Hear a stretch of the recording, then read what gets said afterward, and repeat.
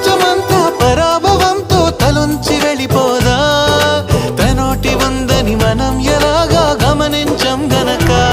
కలగంటున్న మెలకువలో ఉన్నాం కదా